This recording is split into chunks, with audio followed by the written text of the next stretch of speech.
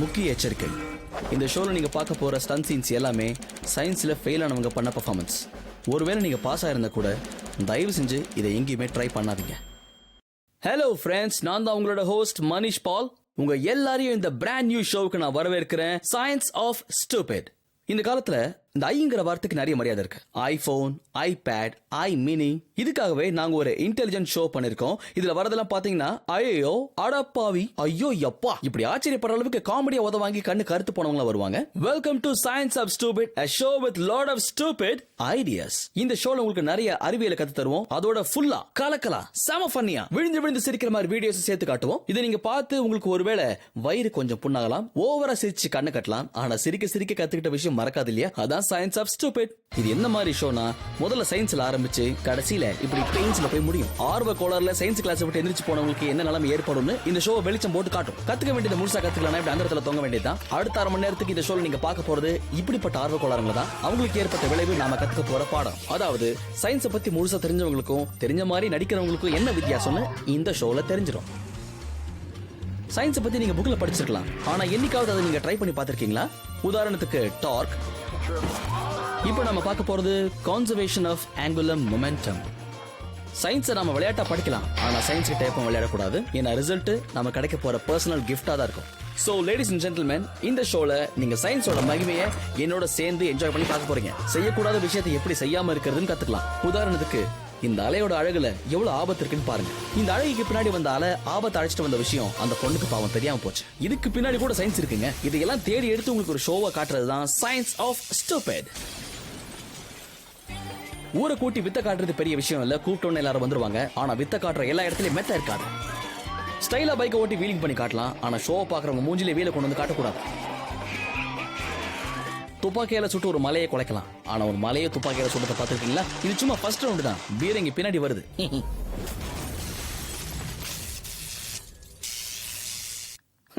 இந்த மேல இருந்து குதிக்கிறது யாருக்கு தான் பிடிக்காது? இல்ல, எனக்கு பிடிக்குங்க. நான் சூப்பரா குதிப்பேன். எல்லாரும் குதிக்கிறாங்க, நானும் குதிக்கிறேன்னு சொல்லி குதிச்சு மண்டையில இருக்க ஸ்க்ரூ கண்டிடுச்சுன்னா அனாவசியமா குடும்பத்தோட டாக்டர் வீட்டில் போய் குதிக்க வேண்டியிருக்கும். அது எதுக்கு நமக்கு? வேணாம்ல. வீடியோ பாருங்க. பனிக்காலம் ஆரம்பிச்ச உடனே இந்த மனுஷனுக்கு என்ன தோணுச்சுன்னு தெரியல, திடீர்னு மங்கி கேப் போட்டு வந்து கபால்னு மேல ஏறி டபுள் பேக் ஃபிளிப் அடிச்சிட்டாரு. யாருக்கிட்ட பெட்டு கட்டினாரோ கண்ணா, பேக் ஃபிளிப்லயும் சயின்ஸ் இருக்கு கண்ணா. இதோ வெள்ளை டிஷர்ட்டை நம்பி கருப்பு டிஷர்ட் பேக் ஃபிளிப் அடிச்சலாம் நம்பிக்கையோட வந்திருக்காரு. குழந்தை நல்லா பிடிச்சிக்கோங்க சார். மூக்கு இன்னும் ஜப்பையாச்சு. ஒருவேளை இவன் நம்ம கேர்ள் ஃப்ரெண்டோட பழைய பாய் ஃப்ரெண்டா இருப்பானோ? அழிவாகிட்டியடா. நாம ஒரு விஷயத்தை கத்துக்கிறது பெரிய விஷயம் இல்ல, ஆனா விஷயம் தெரிஞ்சவங்க கிட்ட கத்துக்கிறது தான் பெருசு. இதோட கருத்து என்ன? பேக் ஃபிளிப் படிக்கணுங்கிற ஆசை இருந்தா ஒரே ஒரு வாட்டி இதை பாருங்க. அக்கறையில சொல்றேன், அடிச்சுட்டு பார்க்காதீங்க, பார்த்துட்டு அடிங்க. ட்ரைனிங் ரொம்ப முக்கியம். இது ஏதோ படத்துல வந்த ஸ்டன் சீனை நினைச்சுக்காதீங்க. டைவ் அடிக்கிறது சாதாரண விஷயம் இல்ல, டைவ் அடிக்கிறவரும் சாதாரண ஆள் இல்ல. பெர்ஃபெக்ட் பேக் ஃபிளிப்ல 2 முக்கியமான விஷயங்கள் இருக்கு. நிக்கிற இடத்துல இருந்து கரெக்டா பேலன்ஸ் பண்ணி ஸ்ட்ரெயிட்டா குதிக்கணும். இதுக்கு கை கால்களோட உதவிய நாம முழுமையா எடுத்துக்கணும். 2வது முக்கியமான விஷயம், இந்த மாதிரி சுழலணும். கவனிச்சிங்களா? அவர் சுழலும் போது 2 கையால அவர் முட்டி எப்படி பிடிச்சிக்கிட்டாரு பாத்தீங்களா? இதனால காத்துல உடம்பு முழுமையான சுழற்சியை பெறுது. புரிஞ்சுதா? இதுதான் law of conservation of angular momentum. இருங்க, அவசரப்பட்டு யாரும் குதிக்காதீங்க. நீங்க எல்லாம் கத்துக்கிட்டீங்கன்னு தெரியுது. விளையாட்டுக்கு கூட இதை செஞ்சு பார்க்காதீங்க. இந்நேரத்துக்கு இந்த மாதிரி ட்ரை பண்ணி அடிப்பட்டவங்களுக்கு கூட இந்த வீடியோவை பார்த்து அறிவு வந்திருக்கலாம். இப்போ இது எப்படி செய்யக்கூடாதுங்கிறது புரிய வைக்கிறதுக்காக இந்த பேக் ஃபிளிப்ல நாம தான் பெரிய ஆளு அப்படின்னு நினைச்சு பெல்ட் அடிச்சவங்களோட நிலைமையை பாருங்க. துடிச்சுக்கிட்டு நிக்கிற இந்த பையன் பேரு டில்லி, இவர் ஷார்ட்ஸ் போட்ட கில்லி, இவர் வாங்குறதுக்கு ரெடியா இருக்க பல்லி. இவங்க 3 பேர் இன்னைக்கு பெர்ஃபெக்ட்டான பேக் ஃபிளிப் அடிப்பாங்க நினைச்சுக்கிட்டு ரெடியாகும் போது இந்த வேலி சரியில்லாம போச்சு இல்லப்பா.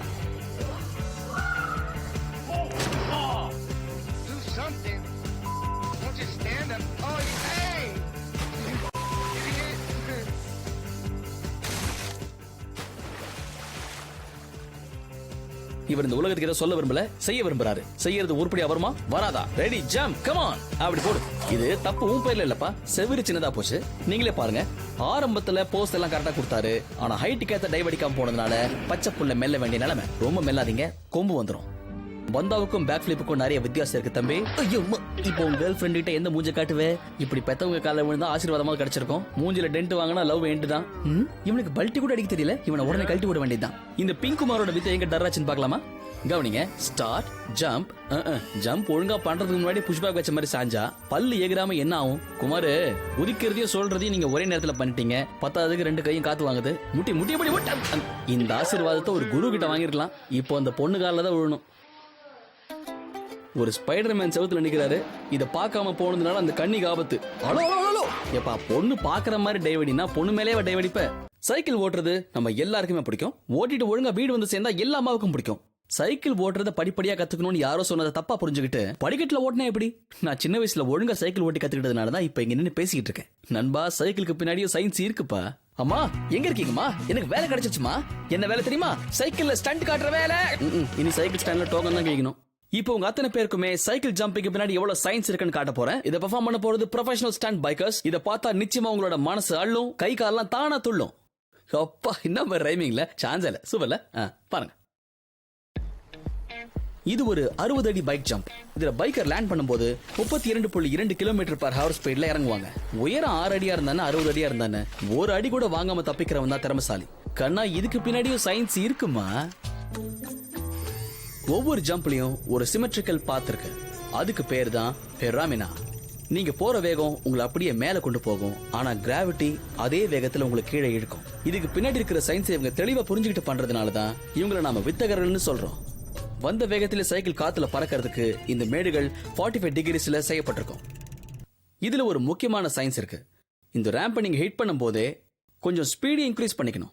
ஸ்பீடு மட்டும்தான் விஷயம் தப்பா புரிஞ்சுட்டவங்களுக்கு என்ன ஆகும்? மேடம், சைக்கிளை விட்டு எங்க போறீங்க மேடம்? ஓ, அர்ஜென்ட்டா குளிக்க போனீங்களா? நீங்க எங்கேயோ முக்கியமா வெளியே போறீங்கன்னு நினைச்சேன். பைக் ஜம்பையும் சோமர்சால்ட்டையும் மிக்ஸ் பண்ணீங்க பாருங்க. இது நிச்சயமா யாருமே எதிர்பார்க்காத ட்விஸ்ட் தான். ஆஹா, உங்க பேர் பாடிக்கும் நீங்க ஓட்டுற ஸ்டைலும் பார்க்க பிரமாதமா இருக்கு. சந்தோஷம். இதுக்கு நீங்க சைக்கிளுக்கு வெறும் போஸ்ட் மட்டும் கொடுத்துருக்கலாமே. ஒரு ட்ரெயின்ட் பைக் ஜம்பர் லேண்ட் பண்றது எவ்வளவு தூரம் இருக்குன்னு கரெக்டா ஜட்ஜ் பண்ணுவாரு. அப்பேற்பட்ட ஜம்பருக்கு ஏகப்பட்ட அனுபவம் இருந்தா கூட ஒவ்வொரு ஜம்ப்லயும் அவங்க மனசுல ஒரு சின்ன பதட்டம் இருக்கும். சரியா பேலன்ஸ் பண்ணாம விட்டோம்னா லேண்டிங் கன்ஃபார்மா காமெடி தான். காமெடினா சாதாரண காமெடி இல்லைங்க, ஊரே கை கொட்டி சிரிக்கும். இவர் வந்த வேகம் கரெக்டா இருந்தாலும் லேண்டிங் டிஸ்டன்ஸை தப்பா கணக்கு போட்டாரு. அட என்னப்பா, இதை ஒழுங்கா பிராக்டிஸ் பண்ணிருந்தா ஊர் உன்னை பார்த்து இப்படியா சிரிச்சிருக்கும், பெருமைப்பட்டிருக்கும். சோ ஃப்ரெண்ட்ஸ், ஜம்ப் பண்றதுல முக்கியமான கடைசி விஷயம் லேண்டிங். லேண்டிங் ஒழுங்கா இருக்கணும்னா நாம ரொம்ப முக்கியமா கவனிக்க வேண்டியது லேண்டிங் ரேம்ப். இதோட 2 பக்கமும் ஒரே ஷேப்ல ஒரே மாதிரி இருக்கணும். அப்பதான் ஜம்பிங்கும் லேண்டிங்கும் கரெக்டா இருக்கும். இதுல மட்டும் நீங்க கரெக்டா ஹோம் ஒர்க் பண்ணிட்டீங்கன்னா டவுட்டே இல்லாம ஜம்பிங் எக்ஸாம்ல உங்களுக்கு தான் ஃபுல் மார்க்ஸ் கிடைக்கும். வாங்க, இவர் நம்ம எல்லாருக்கும் எப்படி குதிக்க கூடாதுன்னு கத்து தருவாரு. ஆனா இவர் செய்ய போற வித்தை நமக்கு பாடம்னு இவருக்கே கடைசியில தான் தெரியும். இதோ கிளம்பிட்டாரு சாரு. இவர் வர வேகத்தை மட்டும் பாருங்க. இதோ பிராக்டிஸ் இல்லாமல் குதித்து பல்லை கழட்டிக் கொள்வது எப்படி அப்படிங்கிற பாடத்தை நம்ம கூட சேர்ந்து இவரு கத்துக்கிட்டாரு. நாம பார்த்து கத்துக்கிட்டோம். சார் முட்டியை பேத்து கத்துக்கிட்டாரு. என்கிட்டயும் சைக்கிள் இருக்கு, கேட் திறந்திருக்கு, படிக்கேட் ஓப்பனா இருக்குன்னு குதிச்சா நீங்க பிரச்சனை தப்பிச்சதா அர்த்தம் இல்ல, அடுத்த பிரச்சனையில குதிச்சிட்டீங்கன்னு அர்த்தம். எனக்கு என்னவோ சாரை பார்த்தா ட்ரைனிங் கொடுக்க வந்த மாதிரி தெரியல. ஏதோ சின்ன பையன்கிட்ட சைக்கிள் ரவுண்ட் ஓட்டன்னு வாங்கிட்டு வந்து இங்க பார்க் பண்ண மாதிரி தெரியுது.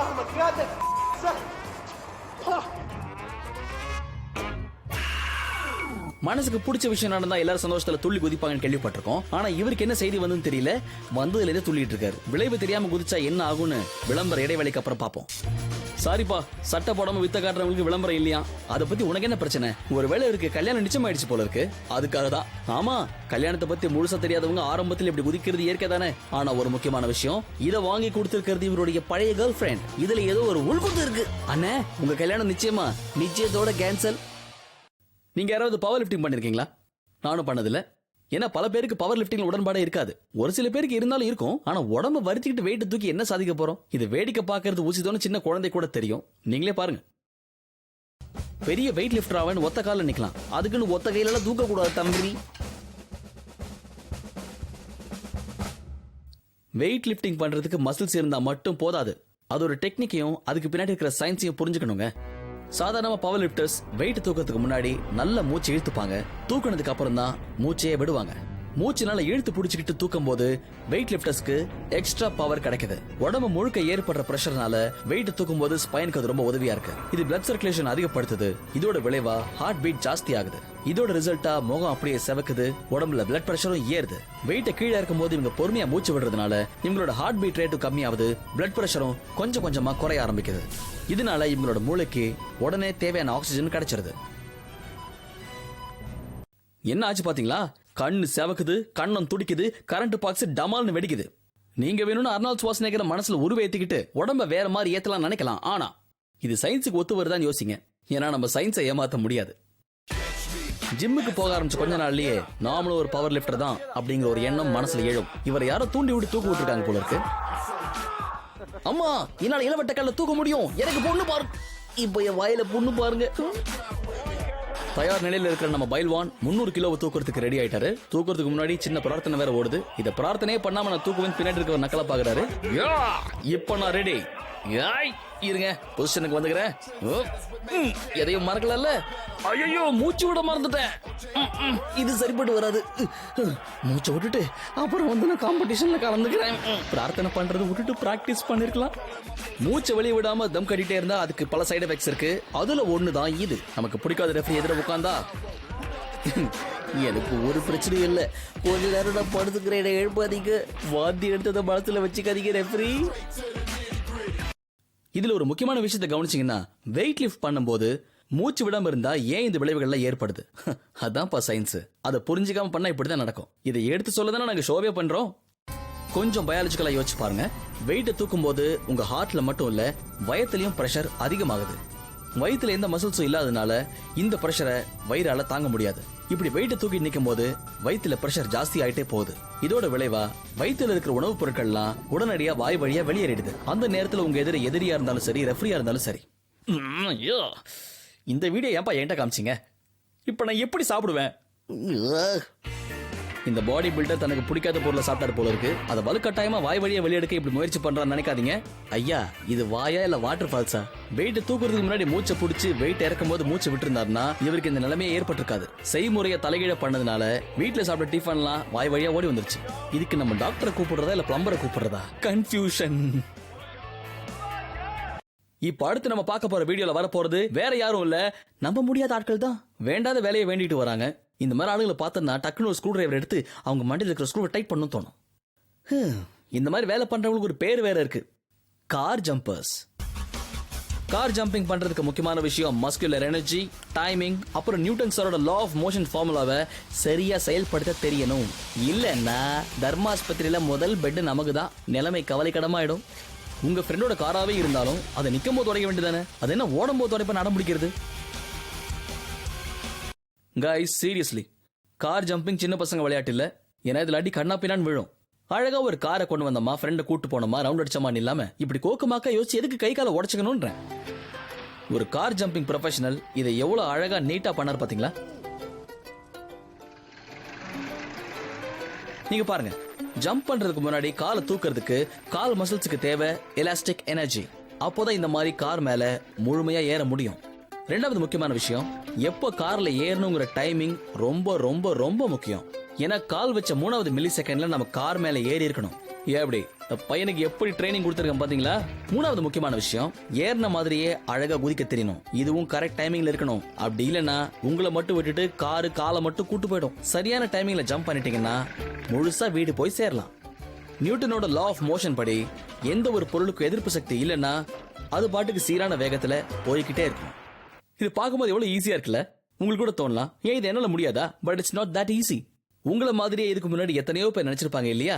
அவங்களுக்கு ஏற்பட்ட டேமேஜ்ல ஒரு வாட்டி பார்த்துட்டு அப்புறம் யோசிங்க, இதெல்லாம் ஒரு பெரிய விஷயமா, இதுக்கு போய் இவ்வளவு பில்டப் பண்றீங்க அப்படின்னு நினைச்சவரு இந்த வித்தியை ட்ரை பண்ணிருக்காரு. சொந்த கார் தானே, நமக்கு சோகத்தை ஏற்படுத்தாதுன்னு நினைச்சிட்டாரு போல இருக்கு. ஆனா சயின்ஸை ஒழுங்கா புரிஞ்சுக்கலன்னா காரா இருந்தா என்ன, யாரா இருந்தா என்ன, இதை பார்த்ததுக்கு அப்புறமாவது இந்த மாதிரி ரிஸ்க யாரும் எடுக்க மாட்டீங்கன்னு நினைக்கிறேன். ஏப்பா தம்பி, கார்ல ஏறி போலாம், கார் மேல ஏறி போலாமா? நல்ல வேலை யாரும் பார்க்கல, ஒரே ஒரு கேமராவை தவிர. சயின்ஸ் தெரியாத இன்னொருத்தர் விழுந்தாரு பாருங்க. இதோ இந்த ஸ்டண்ட்டை பேண்ட் விளம்பரது கூட யாரும் எடுத்துக்காதீங்க. அடடா, மறுபடியும் இன்னொருத்தரா? கேர்ள்ஸ் முன்னாடி கெத்து காட்டலாம்னு சொல்லிட்டு எதுக்கு இப்படி வெத்தாவானே? இவர் காட்ட போற சீனை வேடிக்கை பார்க்க வந்த பாவத்துக்கு கூட வந்தவரையும் தூக்கிட்டு போச்சு காரு. விண்ட்ஷீல்டே நொறுங்கி போச்சு. அப்போ ஒரு மண்டை. இப்ப புரியுதா இந்த ஜம்பிங் நான் எதுக்கு வேண்டாம்னு சொல்றோன்னு? ப்ளீஸ் இதெல்லாம் ட்ரை பண்ணாம இருங்க. அழகா லட்சணமா இருக்கிற மூஞ்சிய எதுக்காக தார்ல வச்சு தேய்க்கணும்னு ஆசைப்படுறீங்க? பல்லு போச்சுன்னா பார்க்க சகிக்குமா? இந்த வெடிகுண்டு, கன்ஸ், துப்பாக்கி, தோட்டா இதெல்லாம் ரொம்ப ஆபத்தான விஷயம். சில நேரங்கள்ல குண்டடி வாங்கினவங்களை விட துப்பாக்கியில சுட்டவங்களுக்கு செம்மாட்டி விழுந்திருக்கு. ஏன்னா துப்பாக்கியில சுடும் போது ஒரு ஜர்க் ஏற்படும். அதுக்கு பேர் தான் ரீகாயில். அந்த காயிலை பத்தி தெரியாதவங்க துப்பாக்கி எடுத்து சுட்டாங்கன்னா மூஞ்சி பாயில் தான். இதோ இந்த கமாண்டோஸ் மாதிரி. Put your tongue back in your mouth. இவங்க வாழ்க்கையில முதல் முறையா கன்னை ஹேண்டில் பண்றாங்கன்னு பார்த்தாலே தெரியுது. ரீகாயில் எப்படி மெஷர் பண்றாங்கன்னா, ஒரு பவுண்ட் அதாவது 450 கிராம் வெயிட்ட ஒரு அடிக்கு நகர்த்தக்கூடிய சக்தி ரீகாயில்ல உருவாகும். இந்த ஹெவி கேலிபர் ஆட்டோமேட்டிக் கன் ஒவ்வொரு ஷாட்லயும் 25 பவுண்ட் ரீகாயில உருவாக்குது. ஷார்ட் கன்ல இதோட சக்தி 2 மடங்கு அதிகரிக்குது. அவசரப்பட்டு சுட்டதுல குண்டடி பட்டுருச்சு, கண்ணுக்கு ஏதாவது ஆச்சா? இப்ப புரிஞ்சுதா உங்களுக்கு? இந்த துப்பாக்கி விஷயம்னு வரும்போது குண்டடி படுறவங்கள மாதிரியே கன்னை ஹேண்டில் பண்றவங்களுக்கும் ஏகப்பட்ட பிரச்சனை வருங்கிறதா பாயிண்ட். அதுலயும் ஸ்பெஷலா சத்து இல்லாதவங்க கன்னை தூக்கிட்டு சுட நின்னாங்கன்னா அன்றைய காமெடி அவங்க தான். அதை யாரும் தடுக்க முடியாது. நான் சொல்றது புரிஞ்சுக்கிட்டீங்கன்னா உங்களுக்கு நல்லது. அப்புறம் சிரிச்சுக்கிட்டே சிந்திக்க செஞ்சீங்கன்னா நல்லது. இந்த பேரல் கன்ல சுடும்போது அந்த ஷாட் 900 மைல்ஸ் பர் ஹவர்ல வெளியேறும். அந்த ஷாட்டோட இம்பாக்ட் ஷூட்டரோட தோள்பட்டையை தாக்கும். அதை தாங்கிறதுக்கு நாம தயாரா இருக்கணும். இதுதான் நியூட்டன் சாரோட 3வது விதியான லா ஆஃப் மோஷனுக்கு சரியான எடுத்துக்காட்டு. ஒவ்வொரு செயலுக்கும் அதுக்கு இணையான எதிர்வினை இருக்கும். சோ ரீகாயிலால தள்ளப்படாம இருக்கிறதுக்கு ஷூட்டர் ஒரு சரியான பொசிஷன்ல தன்னை நிறுத்திக்கணும். சுடும்போது கொஞ்சம் முன்பக்கமா உடம்பு சாட்சி நிக்கணும். அப்பதான் ரீகாயில் ஆகும்போது ஷூட்டர் நில குலைஞ்சு விழாம இருப்பாரு. ஷூட்டர் தன்னோட பாதுகாப்புக்காக தான் துப்பாக்கியில இறுக்கமா புடிச்சுக்கிட்டு ஷோல்டர் கிட்ட வச்சுக்கிறாரு. அப்பதான் நினைச்ச மாதிரி சுட முடியும். கேட்கறதுக்கும் பாக்குறதுக்கும் எவ்வளவு வித்தியாசம் இருக்குல்ல? ஆனா சில மேதாவிங்க இது ரொம்ப சாதாரணமா பண்ணிடலாம் நினைக்கிறாங்க. ஏன்னா இது அவங்களுக்கு ஈஸின்னு ஒரு நினைப்பு. இப்படி நினைக்கிறவங்களோட தலையெழுத்தை மாத்துறது ரொம்ப கஷ்டம். இவருக்கு படிச்சு படிச்சு சொன்னேன், துப்பாக்கிய கையால சுடுங்க, மூக்கால சுடாதீங்க. இந்த 12 gauge shotgun 50 feet pound of எனர்ஜியை கிரியேட் பண்ணக்கூடியது. இனிமே உங்க வீட்டுல எவ்வளவு கேவலமா சமையல் பண்ணாலும் சரி உங்களுக்கு தெரியாது. ஏன்னா மூக்கு இருந்தா தானே. இவர் ஏதோ திட்டம் போட்டு இந்த துப்பாக்கி இந்த அம்மா கையில கொடுத்திருக்காரு. பாத்தீங்களா, நிக்க வச்சு நைசா பின்னாடி போயிட்டாரு. இது தெரியாம அக்கா தனியா சுடுறாங்க. என்ன இது, சுட்டா குண்டு தானே பறக்கணும், துப்பாக்கியே சேர்ந்து பறக்குது. அனாவசியமா உங்க வீட்டுக்காரர் போட்டு திட்டத்தை இப்படி தகர்த்துட்டீங்களே. எல்லாரும் தள்ளி போங்க. துப்பாக்கியால சுட்டு ஒருவேளை ஒரு மலை குழையலாம். ஒரு மலையை துப்பாக்கி எடுத்து சுடுறத பாத்துருக்கீங்களா? ஒரிஜினல் துப்பாக்கி தீபாவளி துப்பாக்கி மாதிரி சுடுறாரு பாருங்க. நண்பர்கள் இங்க பாருங்க, இப்ப நமக்காக இவரு சென்டர் ரைபிள் கன் எடுத்து சுடுறதுக்காக காத்திருக்காரு. இந்த குண்டோட சைஸ் 1 இன்ச் இருக்கும். பெரிய ரைபிள்ங்கிறதுனால அடியும் பலமா தான் விழும். அதனால அவங்கள தயார் பண்ணிக்கிறாங்க. இவருக்கு நேரம் நல்லா இருக்கு போல இருக்கு. அவருதான் சுட்டாருன்னு அவருக்கே சந்தேகம் வந்துருச்சு. முக்கியமான விஷயம், ரீகாயில இருந்து தப்பிக்கணும்னா கொஞ்சம் முன்பக்கமா சாஞ்ச மாதிரி உட்காரணும்.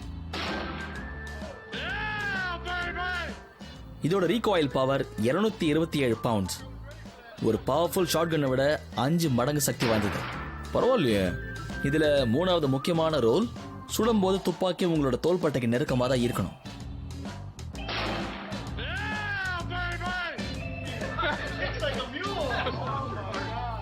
கைஸ், உங்களுக்கு இந்த ஸ்டண்ட் பைக்கர்ஸோட வீலிங் ரொம்ப பிடிக்கும்ல? எனக்கு ரொம்ப பிடிக்கும். பார்க்கும்போது ஜாலியா இருக்கும்ல? அது பார்க்கும்போது என்ன தோணும், என்ன சூப்பரா பைக் ஓட்டுறாங்கல்ல, என்ன ஸ்பீடு, என்ன அழகா கட் அடிக்கிறாங்க. சும்மா லெஃப்ட் ரைட்னு வண்டியை திருப்பி வீலிங் அடிக்கிறது. பொண்ணுங்கெல்லாம் பிளாட். ஆனா ஒண்ணு, இது சொல்றதுக்கு ஈஸி, செய்யறது ரொம்ப கஷ்டம். ஏன்னா இந்த ஸ்டண்ட்டுக்கு பின்னாடியும் சயின்ஸோட சூட்சமம் இருக்கு. இவர் சயின்ஸ் புரிஞ்சுக்காத அவுட்ஸ்டாண்டிங் ஸ்டூடெண்ட் நினைக்கிறேன். இப்படி இருந்தா எப்பவும் கிளாஸுக்கு வெளியே தான் உட்காருவாரு. ஊர் உலகத்துல இதே கேட்டகரியில நிறைய பேர் சுத்திட்டு இருக்காங்க. நீங்களும் அந்த லிஸ்டுக்குள்ள போயிடாதீங்க. இன்னொரு விஷயம், இந்த ஷோவை வீட்டுல உட்காந்து பாத்தீங்கன்னா ஒழுங்கா இருக்கலாம். அப்படி பார்த்தாதான் இதுக்கு பின்னாடி என்ன சயின்ஸ் ஒளிஞ்சிருக்குன்ற விஷயமே உங்களுக்கு புரியும். இல்லைன்னா உங்க கேர்ள் ஃபிரெண்டை விட்டு நீங்க அனாவசியமா பிரிஞ்சு போக வேண்டியிருக்கும். வீலி பண்றதுல 2 முக்கியமான விஷயம் இருக்கு. முதல் விஷயம், ஃப்ரண்ட் வீலை மேல கொண்டு வரணும். ஃப்ரண்ட் வீல் மேல போனதுக்கு அப்புறம் பவர் எந்த அளவுக்கு அதிகமாகுதுன்னா, பின்னாடி வீல்ல இருக்கிற டார்க் பைக்கோட மிச்சம் இருக்கிற வெயிட்டை விட ஜாஸ்தியா இருக்கும். ஃப்ரண்ட் வீல் மேல வந்ததுக்கு அப்புறம் பைக் எப்படி பேலன்ஸ் பண்ணலான்னு நம்ம ட்ரெயினர் காட்டுறாரு. இவர் ஸ்பீடையும் கொஞ்சம் கொஞ்சமா அதிகப்படுத்துறாரு. அதே நேரத்துல பேக் வீலோட பிரேக்கையும் கண்ட்ரோல் பண்றாரு. இதனால அவரோட சென்டர் ஆஃப் கிராவிட்டியை மெயின்டைன் பண்ண முடியுது. பைக்கை வச்சு நினைச்ச வித்தையை காட்ட முடியுது. இந்த ட்ரைனிங்கை பார்த்ததுக்கு அப்புறமா என்னாலையும் வீலிங் பண்ண முடியும். வாவ், என்ன கான்பிடன்ஸ் இல்ல? ச்சே, சான்ஸ் இல்ல. என்ன சேட்டா, வணக்கம், எப்படி இருக்கீங்க? பையனை வச்சுட்டு வீலிக்கு ட்ரை பண்ற மாதிரி தெரியுது. வேண்டாம், நான் சொல்றதை கேளுங்க. என் பேச்சை கேட்டா ஒழுங்கா வீட்டுக்கு போலாம் சேட்டா. ரொம்ப அடம்பிடிப்பார் போல இருக்கு. சொல் பேச்சு கேட்க மாட்டார் நினைக்கிறேன். வேணாம் சேட்டா, உங்களுக்கு வராத ட்ரை பண்ணாதீங்க. இதைத்தான் சொன்னேன். நீங்க வீலிங் அடிச்சு ஊர்ந்து வாரினதை இந்த பையன் ஊர் பூரா சொல்ல போறான். உங்க பேரு நார போகுது. சேட்டா, விழுந்த ஜோர்ல நீங்க எந்திரிச்சு லுங்கி டான்ஸ் ஆடினாலும் ஆச்சரியப்படுறதுக்கு இல்லை. இவரோட கேர்ள் ஃபிரெண்டை வச்சுக்கிட்டே ஒரு வீலி பண்ண போறாராம். நீங்க வீலி பண்றது எதுக்குன்னு இப்ப எனக்கு தெரிஞ்சு போச்சு. உங்களுக்கு பைக் ஓட்ட தெரியுன்றதுக்காக பாவம் இவங்களை எதுக்கு நீங்க வார விட்டீங்க? உங்களை நம்பி பைக்ல உட்கார்ந்தவங்கள இப்படி பல்ட்டி அடிக்க விடலாமா? இது நியாய தர்மமா? இப்படி நிறுத்தாம போறீங்களே. இப்போ நாம பார்க்க போறது இங்க இருக்கிற அத்தனை பேரும் அசந்து போற மாதிரி ஒரு பயங்கரமான வீலி. இந்த ஹீரோ காட்டு போற வீலியை பார்க்க தான் இந்த ஊரே இங்க கூடி நிக்குது. ஸ்டைல வீலி பண்ணி ஒரு கையை விட்டு சூப்பரா ஓடிட்டு இருக்காரு. எல்லா வாட்டியும் வீலி ஒழுங்கா வரும்னு சொல்ல முடியாது. இவருக்கு பிரச்சனை ஏற்பட போறது சென்டர் ஆஃப் கிராவிட்டில. ஸ்டைலா பைக்கை ஓட்டி வீலிங் பண்ணி காட்டலாம், ஆனா ஷோ பாக்குறவங்க மூஞ்சிலே வீலை கொண்டு வந்து காட்டக்கூடாது. உங்க வித்தையை காட்ட வந்தவங்கள இப்படி மொத்தமாவ தள்ளி விடுறது. வேணா வேணா வேணா நெல்லு சொன்னா கீழே அங்க கிரௌட் இருக்காங்க. வேணா போச்சு, சேர்த்து வச்ச பேரெல்லாம் போச்சு. எதிர்வையில் மஞ்சள் பைக்கில் மஞ்சள் டீஷர்ட் போட்டு வீலிங் அடிச்சு காட்டுறாரு. இவர் சில்லற வாடுறத ஒரே ஒரு கேமரா மட்டும் தான் பார்த்தது. எப்படியோ நமக்கு ஒரு ஃபுட்டேஜ் கிடைச்சது.